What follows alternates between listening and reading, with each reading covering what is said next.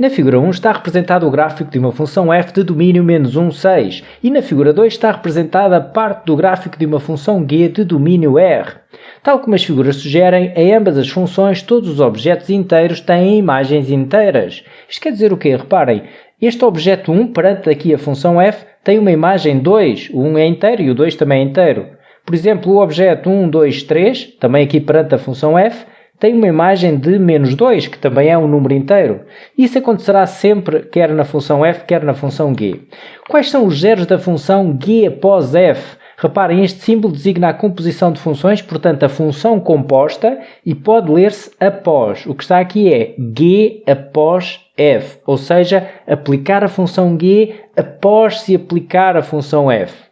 Bom, eu vou então explicar aqui um pouco melhor o que é a função composta aplicada a este exercício para tentarmos então descobrir os zeros desta composta. A primeira sugestão que eu faço e que é muito importante para ter uma percepção mais clara do que é a função composta é a forma de escrever. Ela pode ser escrita assim, g após f, mas também pode ser escrita de outra maneira e sem qualquer problema em termos de formalidade porque está nos programas da disciplina. Portanto, g após f de x pode, e no meu entender, deve ser escrito e visualizado desta forma que eu vou escrever agora.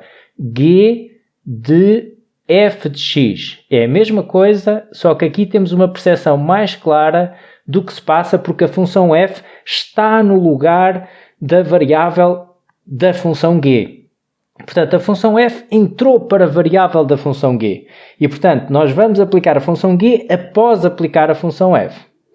E esta forma de olhar a composta é muito útil, quer seja para analisar o domínio, para resolver este problema dos zeros e outros, e portanto é esta forma que eu sugiro que escrevam e que vejam a função composta. Então vamos ver, agora aplicando aqui ao nosso exercício, queremos os zeros da composta.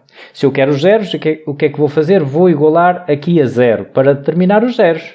G de f de x igual a 0. E agora vou fazer a leitura do que está aqui. Reparem, o que eu tenho aqui é g de qualquer coisa igual a 0. E eu pergunto, quais são os objetos que podem estar aqui no lugar de f de x que fazem com que g seja igual a 0? Ou seja, que fazem com que isto seja verdade.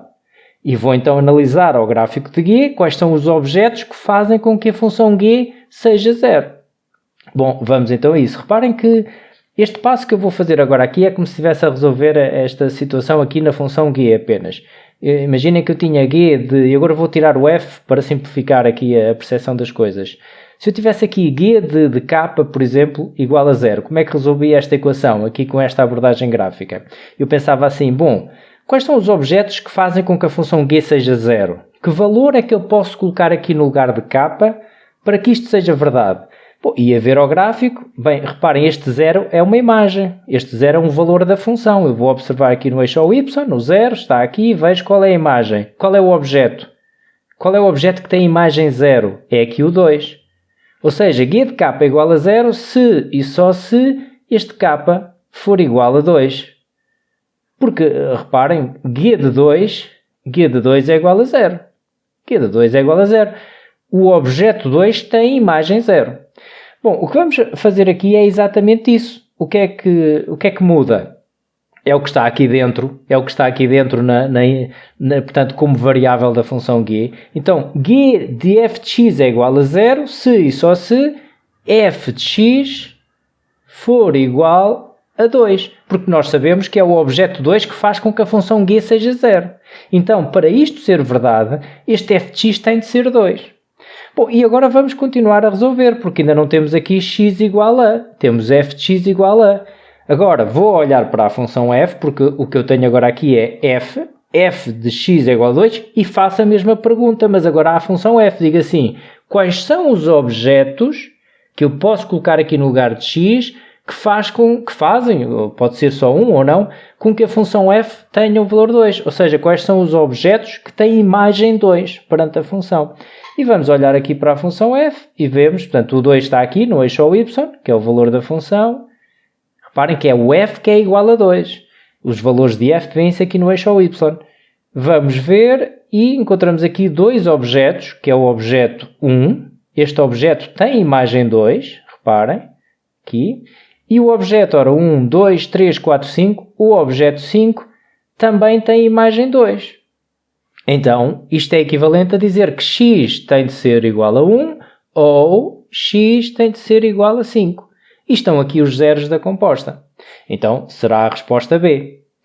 Eu vou só aproveitar, já está respondido, portanto não era preciso mais nada para responder à questão, mas já agora vou aproveitar para, digamos, aprofundar um pouco mais a composta e perguntar o seguinte, algo um pouco básico após o que já fizemos, mas o que é que tem de dar então G após F, ou seja, G de F de 1, tem de dar quanto? Bom, reparem, se nós já vimos que 1 era 0 da função composta, se eu vou substituir aqui o x por 1, tem de dar 0 obrigatoriamente. Será que dá? Vamos ver. G de f de 1 é igual a quanto? Ora, o f de 1 é igual a 2. Então, o G de f de 1 é igual a G de 2. Reparem, o que estamos aqui a fazer é aplicar a função G após aplicar a função f. Por isso é que é composta, G após f. Aqui é que é visível que estamos a aplicar a função G após a função f.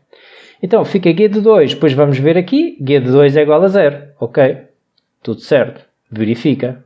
Se eu fizer também G de f de 5, G de f de 5 também tem de dar 0. Será que dá? Ora, G, quanto é que é o f de 5? F de 5 é 2, então aqui fica G de 2, e G de 2 dá 0. Ok, dá 0. Bom, então, a resposta à pergunta, os zeros de G após f são 1 e 5, portanto, resposta B.